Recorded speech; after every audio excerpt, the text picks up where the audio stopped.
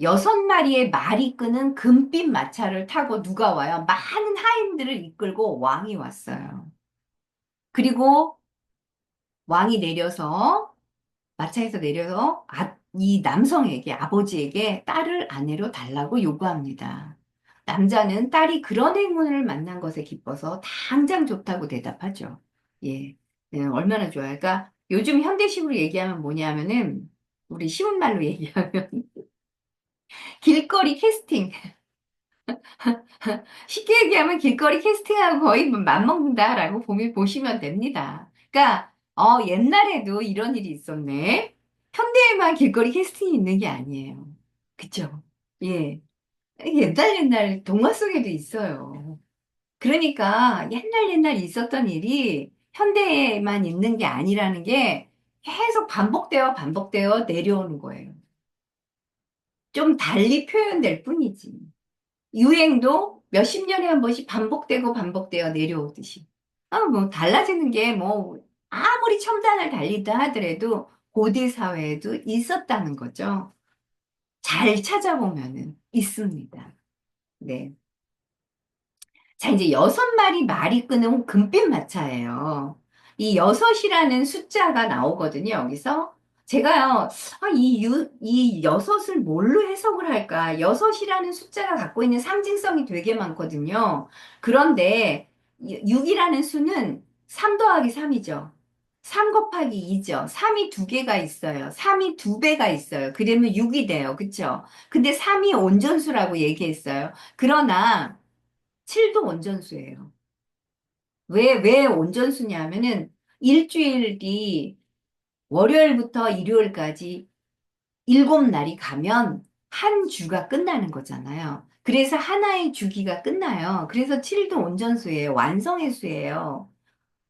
음계에서 보면 도레미파솔라시도가 7음으로 되어 있잖아요. 이게 완성이에요. 그쵸? 그렇기 때문에 이 7이라는 수는 완성의 수거든요. 근데요, 6이라는 수는 완성 이전의 수예요. 기독교에서는요, 6은요, 사탄의 수예요. 그래서 왜 우리가 무서운 오컬트 영화에 보면은 우리 예전에 이렇게 6이라는 수는 악마의 수다라고 해가지고 막 이런 거 나오잖아요.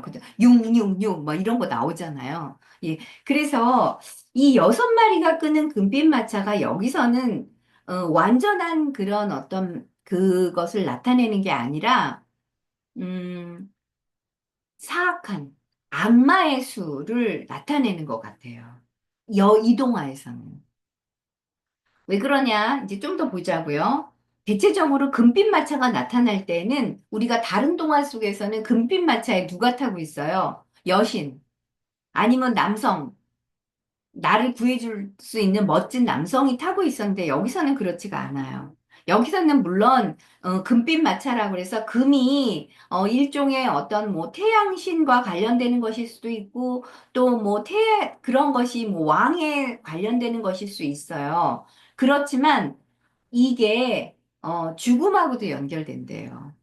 그래서 상징은 다양한 거예요. 여기서의 그 금빛 마차는 금빛이라고 얘기했지 황금 마차는 아니에요.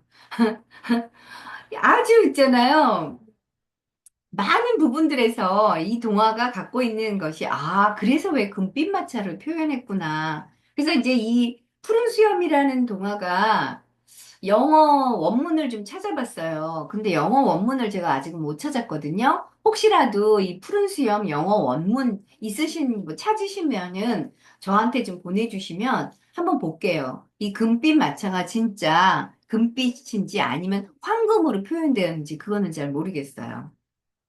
근데 제가 볼 때 이 6마리가 끄는 이 마차를 타고 온 사람은 죽음을 상징하는 왕이지 않나. 그래서 게르만의 전설에 보면은 유령 사냥꾼이 탄 말은 죽음이다 이렇게 표현을 한대요. 그래서 어쩌면은 이 6마리가 끄는 금빛 마차는 보기에는 금빛처럼 보일 수 있지만 푸른 수염을 달고 나타난 그 왕을 보면서 어쩌면 죽음의 왕이지 않나라는 생각이 들었습니다. 일단 그거는 뒤에서 나중에 더 이야기해 드릴게요. 이제 왕이 딸을 아내로 달라는 말에 아버지가 기뻐하잖아요. 왜 기뻐해요? 그거는요, 심리적인 부분이 들어있어요. 아까도 이야기했지만, 딸이 아버지로부터 분리돼야 될 시기에 분리가 일어난 것에 대한 기쁨일 수 있어요. 아니면, 동화 속에는 등장하지 않지만, 현실적인 차원으로 보면, 무언가 딸을 데려가려면 엄청난 뭐 지불해주든가 아니면 황금을 준다든가, 그런 걸 뭘 줄 수도 있는 거 아니겠어요? 그쵸? 그러니까 흠뻑 기뻐가지고 이렇게 주게 되는 거죠. 그래서 이야기에는 나오지 않지만 딸을 아내로 달라는 말 뒤에 부자가 되게 해주거나 아니면 금은보화를 제공한다는 그런 어떤 대가는 어떻게 되어 있어요? 생략되어 있어요. 왜 생략됐을까? 왜 이런 내용들은 없지? 그거는 우리는 몰라요. 하지만, 생략될 수밖에 없는 것은 이야기의 어떤 흐름상 다음에 드러나는 어떤 내용들 때문일 수 있어요. 왜냐하면 이 푸른 수염이라는 내용은 조금 잔인하잖아요. 그쵸? 잔인하기 때문에 이 잔인성을 드러내기 위해서 앞에서는 이러한 것들은 좋은 것, 금은보화를 주고 부자가 되게 하는 이런 것들은 생략이 될 수도 있겠다라는 생각이 들었어요. 왜 그러냐 하면은 요렇게 잔인한 동화를 여러분들이 전에 다룬 적이 있을 거예요. 손 없는 소녀라는 동화를 전에 다룬 적이 있었거든요. 그때에도 이 손 없는 소녀에서 의도치 않게 아버지가 누구하고 거래하냐면 악마하고 거래를 해요. 근데 악마가 나는 악마야 하고 등장을 하냐? 아니라는 거죠. 악마도 똑같은 사람처럼 등장해요. 그래서 거래를 하는 거죠. 저 사과나무 뒤에 있는 것을 저한테 주십시오. 이렇게 얘기를 해요. 그러면서 거래를 하는데 거래 조건이 아버지가 보기에 별로 나쁘지 않거든요. 그러니까 이제 들어주는 거죠. 그렇지만 나중에 보니까 그 사과나무 뒤에 누가 있어요? 딸이 있었어요. 결국은 딸을 달라는 얘기였던 거예요. 그래서 결국 이제 이 딸이 손이 잘리는 그런 내용처럼요. 무언가 아버지는 흔쾌히 이 왕하고 거래를 하지만 이 거래하는 것이 어떤 면에서는 긍정적인 측면이 될 수도 있지만 아니면 이것이 부정적인 측면, 좋지 않은 측면으로 나아갈 수도 있다라는 것을 볼 수 있어요. 그리고 어떤 편에서는 이제 뭐 손이 잘린다든가 아니면 뒤에 일어나는 일들, 어떤 일이 일어나요? 잔인하게 이제 죽어야 되는 일이 일어나잖아요. 그쵸? 비밀 열쇠를 열어서 방을 열었기 때문에 개인적인 차원으로 보자면 잔인함이에요. 그쵸? 그러나 여기서 이제 집단적인 차원으로 볼 때는 우리가 왜 이런 잔인한 일들이 일어날까? 그거는 일종의 무의식의 속성 때문일 수 있어요. 이제 이것을 보여주고 있거든요. 집단적 차원이라는 건 우리가 얘기하는 것처럼 이게 그룹 있잖아요. 너, 나 다 모여 있는 거 집단이야. 이런 집단의 차원이 아니라요. 한마디로 이야기하면 이 집단적인 차원은 음, 수집되는 것. 그러니까 즉 뭐냐 하면은 고대 사회부터 우리도 모르게 우리 안에 쌓여져 있는 것. 이게 집단적인, 이거 콜렉티브라고 이야기하거든요. 그러니까 여러분들은 개인적인 차원이라는 건 이 인류가 살고 있는 모든 개개인을 말하는 게 개인적인 차원인 거예요. 집단적인 차원은 저 고대 사회부터 인류가 생겨났을 때부터 차곡차곡 우리 내면에 모여져 있는 그 어떤 것이에요. 그러니까 쉽게 얘기하면 무의식적인 어떤 속성이라고 볼 수 있어요. 그래서 여기서는 잔인함으로 드러날지 모르지만 사람을 죽이거나 아니면 무엇을 잘라내거나 손목을 잘라내거나 이러는 것들이 잔인하게 보일지 모르지만 꿈에서는 그렇게 누군가를 죽이거나 잘라내는 건 잔인한 거예요, 아니에요? 아프지도 않고 잔인하지도 않아요. 그쵸? 그냥 또 분명히 손이 잘렸는데, 조금 있다 보니까 손이 나왔어요. 다르지 않아요.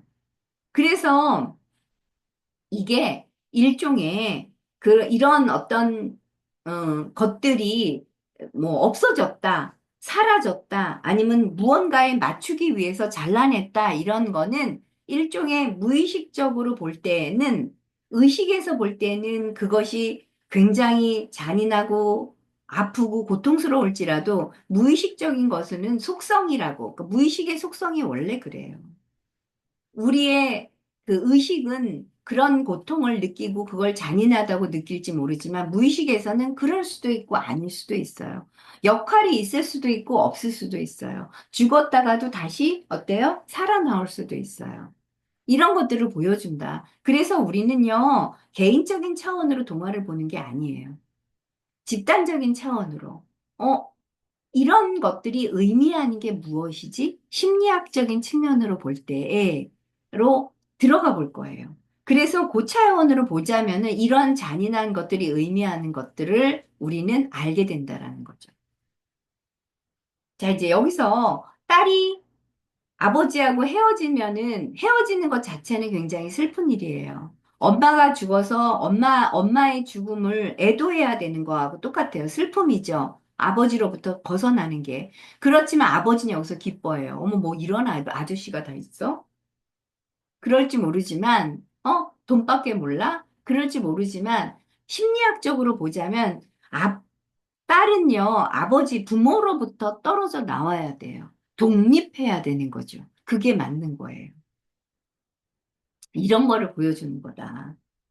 그러면은, 자, 죽음은 뭔가요? 왜 그러면 그 여자가 죽어야 되죠? 그거는 뭐냐면 심리적인 죽음이에요. 진짜 죽음이 아니라. 이런 것들은 일종의 해체예요. 우리가, 음, 죽으면 다 세포가 다 해체되잖아요. 다 썩어서 이런 살들이 다 흙 속에 묻힌다라는 얘기는 흙 속에서 이렇게 분해되는 거잖아요. 그거예요. 그거를 일종의 해체다 이렇게 이야기해요. 해체가 돼서 그게 죽음이잖아요. 다시 재탄생. 새로운 것으로 거듭나야지만 진정한 남성을 만난다. 진정한 선한 남성을 만나게 되는 거죠. 그래서 우리 이런 말도 많이 하잖아요. 이승에서 못다한 거, 저 세상에서 이루도록 해. 이러한 말들이 옛날 말에도 많이 나왔어요. 이거 굉장히 심리적인 거죠. 세상이 이 세상에만 있는 게 아니에요. 옛날 사람들은 되게 지혜로워요. 저 세상이 있다라는 거죠. 근데 우리 현대인들은 뭐예요? 보이는 것만을 인정해요. 보이지 않는 건 인정하려 들지 않아요. 보이는 것이 전부다라고 하는 세상에 살지만 실질적으로 보이지 않는 정말 신비로운 것들, 정말 기괴한 것들이 많이 일어난다는 건 우리 인정해요. 그죠? 알고 있어요. 하지만 그냥 덮고 살아요. 하지만 나이가 들수록 어렸을 때는 보이는 것에 충실하면 돼요. 하지만 나이가 들어서는 뭐예요? 지혜롭게 살기 위해서는 보이지 않는 측면을 봐야 돼요. 이게 바로 심리적인 측면이다. 이걸 보기 위해서요. 그래서 잔인함 속에는 의식에서 잔인한 것이 결코 잔인하지 않다. 의식에서 악한 것이 결코 악한 것이 아니다. 그 속에는 선한 면이 있다. 잔인함 속에는 무언가 생명이 있다. 그러니까 죽음이죠. 잔인한 죽음. 죽음 속에는 생명이 있다. 이런 어떤 원리가 작용을 한다라는 것을 보여준다. 라는 것을 이야기하는 겁니다.